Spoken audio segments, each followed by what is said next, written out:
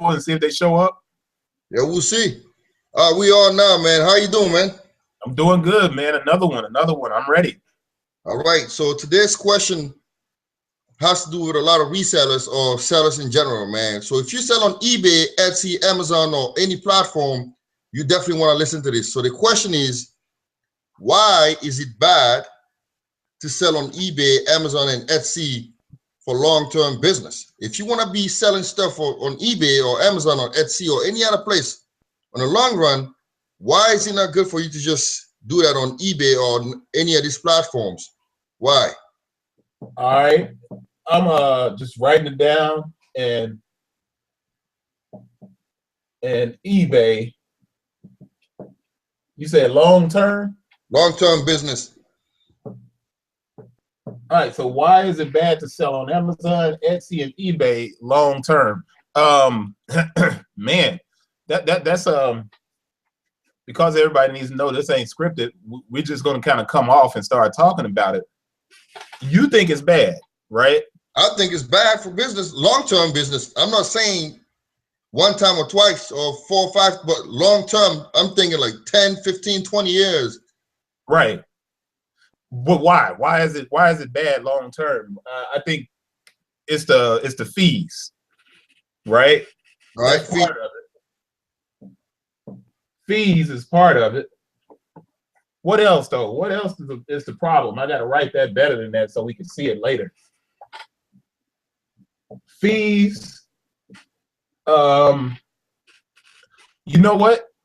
I think the biggest thing. I got a story.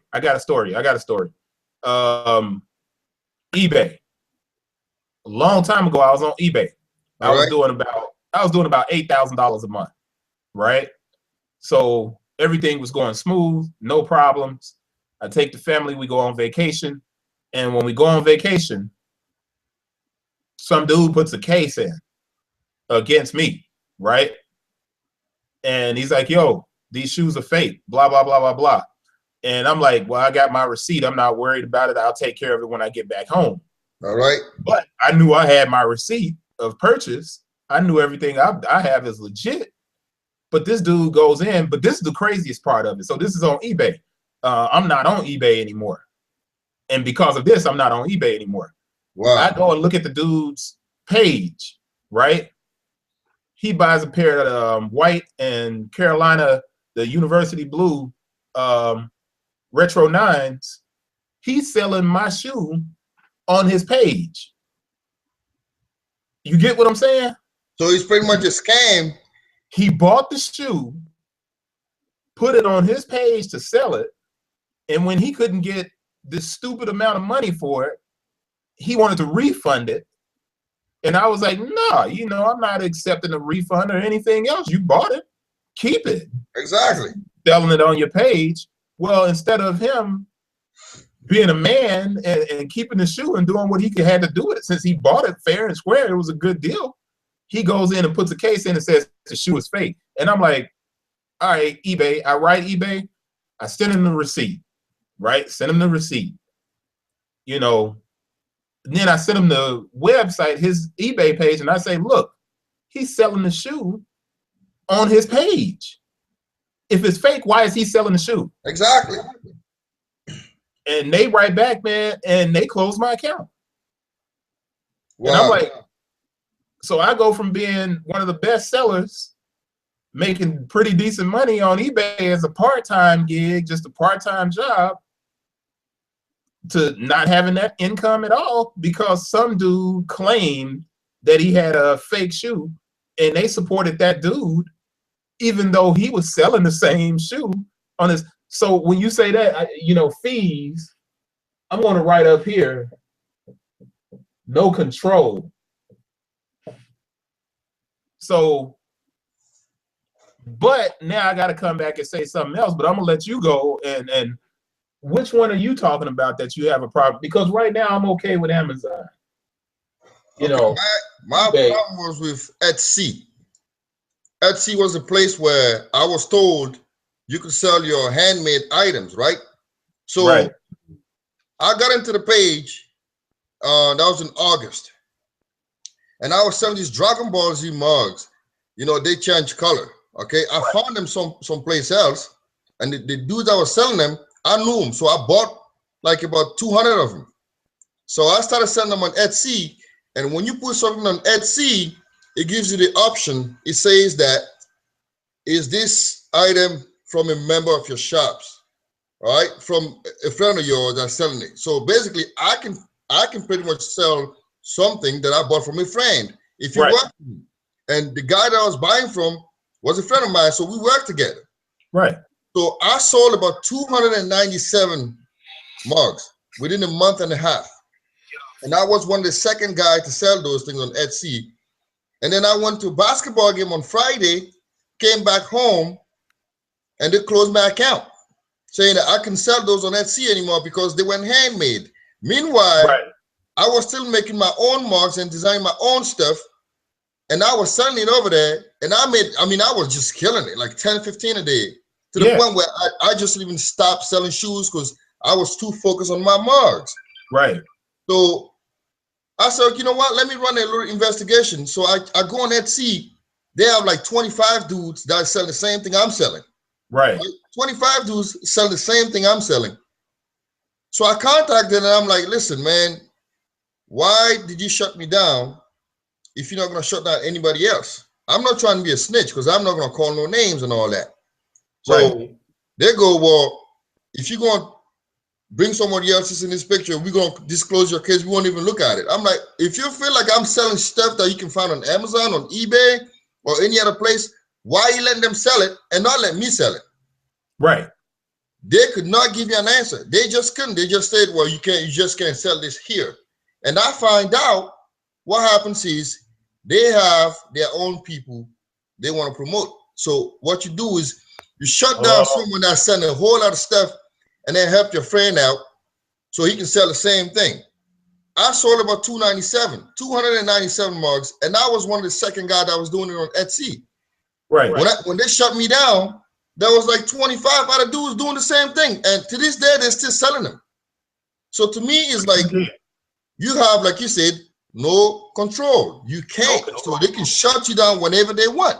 So that's the main thing. If you want to be doing this long-term business, and you can't rely on these places, because if they decide to shut you down today, you're done. Right. Yeah. Well, I guess what we have to say though is what's the other option?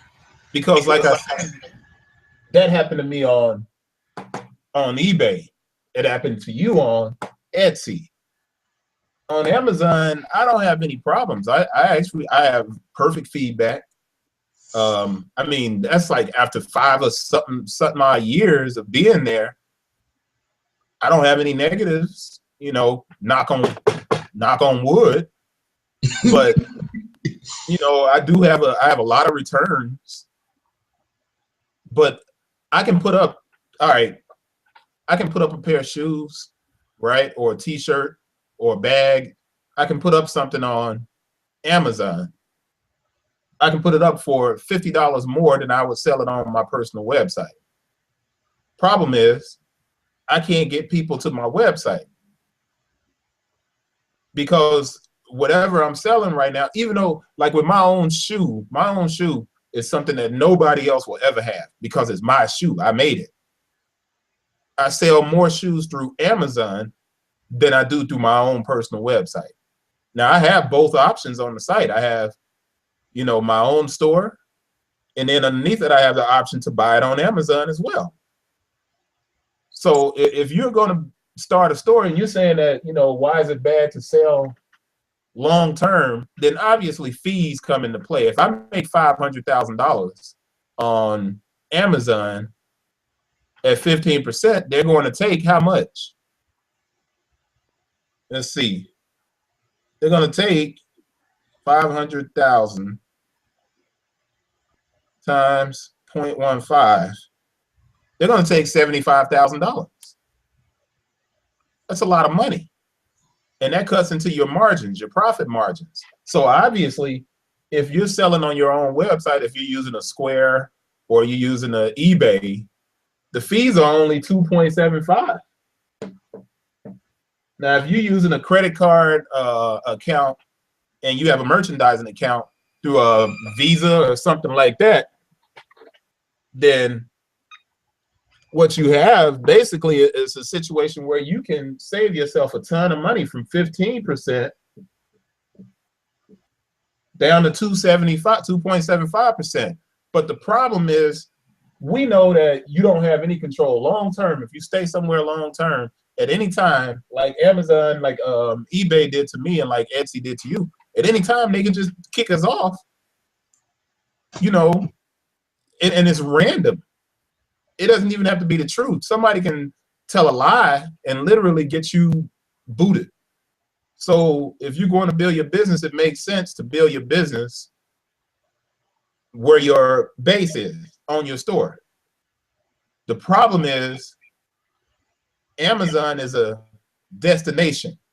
Not Amazon, but my website and your website, houseofkicks.com, arc-usa.com, our websites are destination sites, right? Yeah. It's like a destination restaurant. If you know that you're going to go to this place, and it's okay for these people to build a restaurant somewhere where it's not a lot of foot traffic, right? Yep. Because you know you're going to go to that restaurant. Well, the problem is, if there's not a lot of foot traffic, you're not going to get any walk-up customers at that restaurant. Well, the same thing with a website. A website that's a destination site like houseofkicks.com and arc-usa.com are destination sites. People have to know they exist to get to you. So if I'm giving Amazon 15%, I don't have to pay for advertising because people are going to go to Amazon and buy every day because that's what Amazon is for. Same thing with Etsy and eBay. People are going to go every day because that's what those sites are for. Now, our websites, they're not going to come to our websites every day. So we're kind of stuck. And it's like you look at Shark Tank. Yes, I did. Now, on Shark Tank, they'll have those people that they'll say something like, I got all of these sales through my website.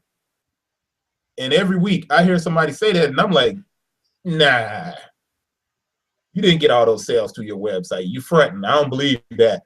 But then I realized that those people might have something that's so unique that people have to go to that website and buy it, right? Yeah. So that might be a little bit different, but I still don't believe it. I'm like, nah, people don't go to your website and buy like that, because even if I got the hottest thing, let's say I got a whole stack of iPhones and they just came out, it's still going to be hard to get people to my website. So that 15% that I pay Amazon basically can be considered like advertisement. Advertisement. Well, my main thing is this, man. Even when people contact me on eBay or any other place and they ask me, listen, man, can you lower your price? And I tell them, I'll kind of like type my website, say, just go on the website and buy from my website. And they tell me, no, man, I don't trust it. See? So that is the main problem. It's like, if you keep selling on eBay, Amazon, or any other place, you will never be able to sell through your own website. Long term, right, it is not going to work for you. And the day they shut you down, you pretty much have no income anymore if that's all you do is sell stuff on Amazon or eBay. See what I'm saying? So people don't understand that. Well, so what you're saying is I guess what we're both kind of saying is the consumer has to be smarter. Exactly. Because really it's on the consumer. And it's on the consumer, man.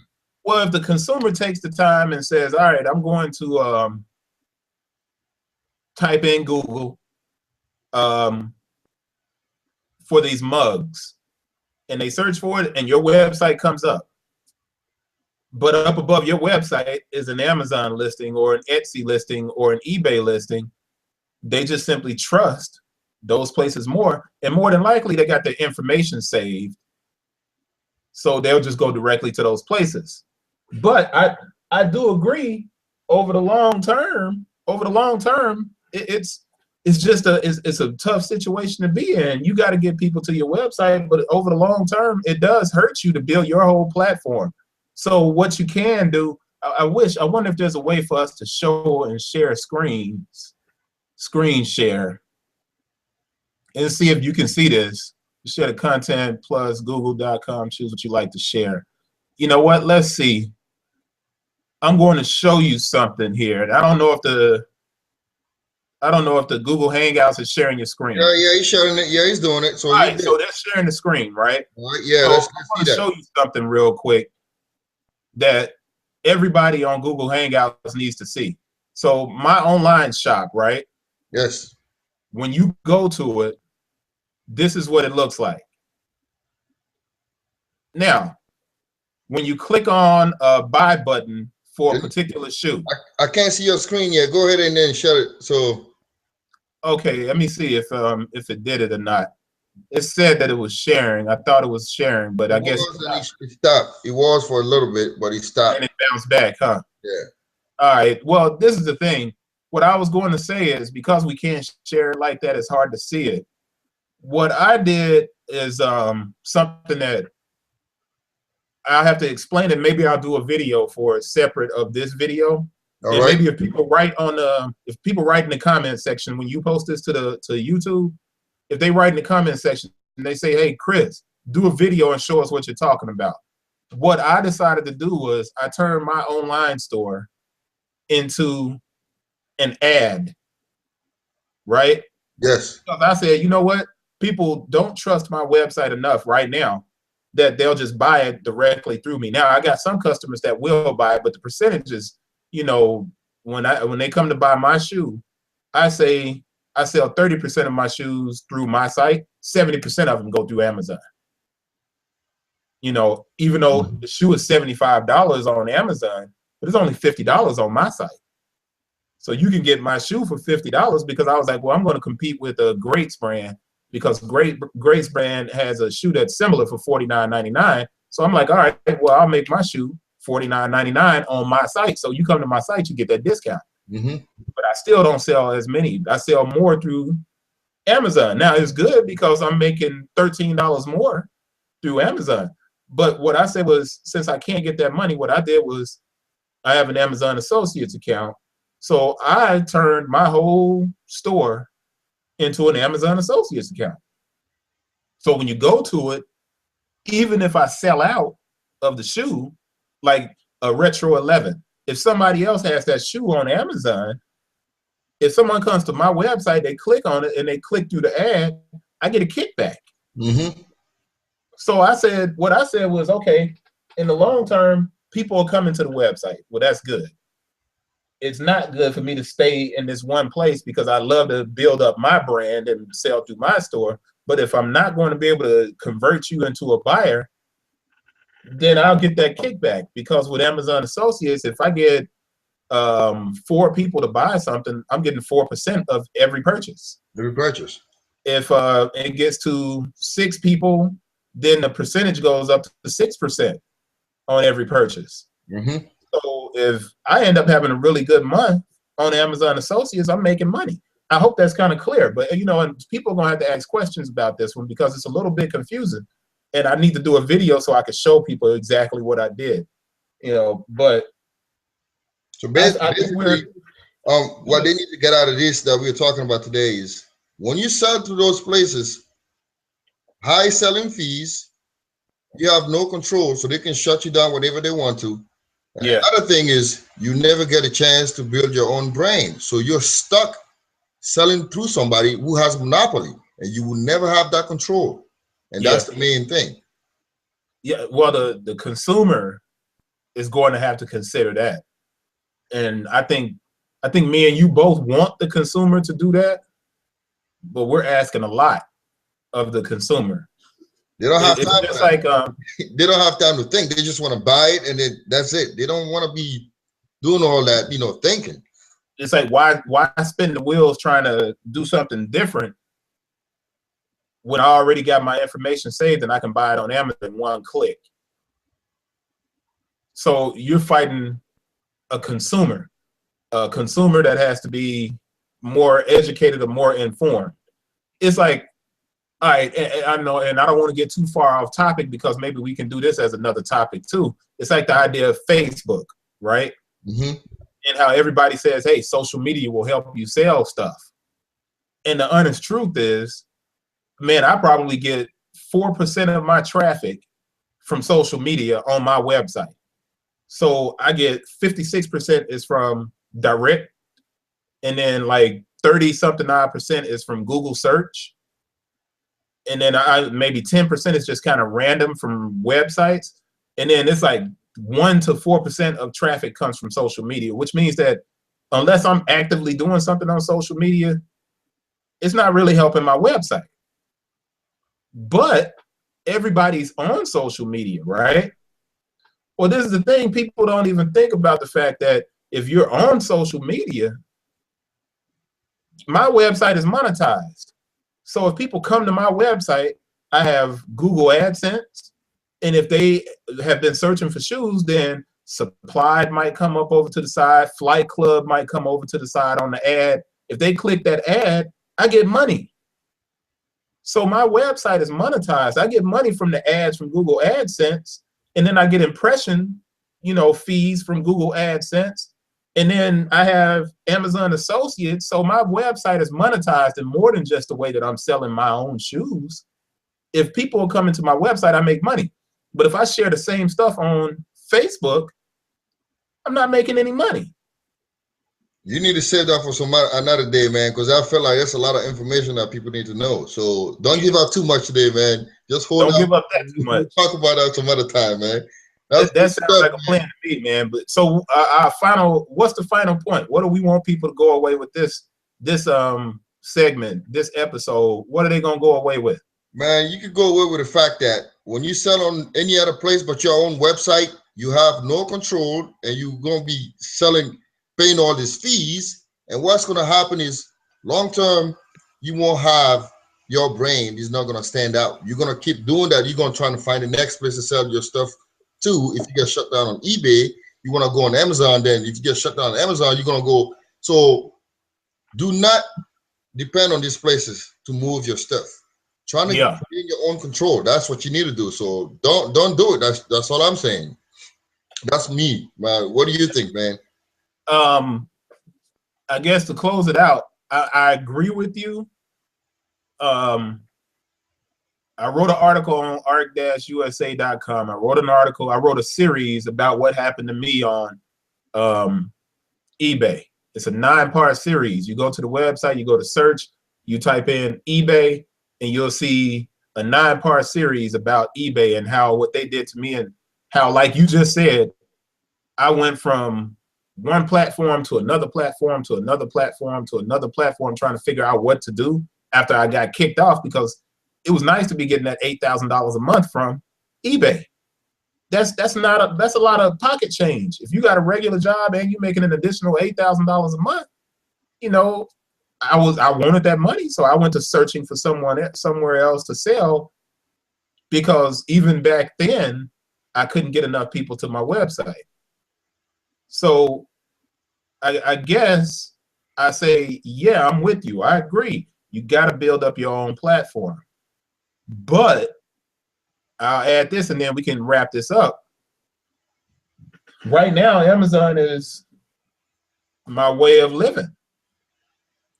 And since I can't get people to my site, and I'm not going to advertise to get people there, I'll give Amazon the 15%, and I consider it advertisement. Yep. And that's it. And that's all I can do. And I love for the consumer to be more in tune with small business and realize that to help small business, you should go to the small business website first and attempt to make the purchase there. Now, if the small business doesn't have it set up so that you can buy it there, then you go where the small business is. But that takes a lot for you to try and get the consumer to do that. Yeah. And I expect people to deal with what's convenient, and you can't blame them. Yep, you're right. So it's a good one today, man. I appreciate it. I appreciate it. All right, yes, man. Sir. All right. Wrap with y'all next week. All right.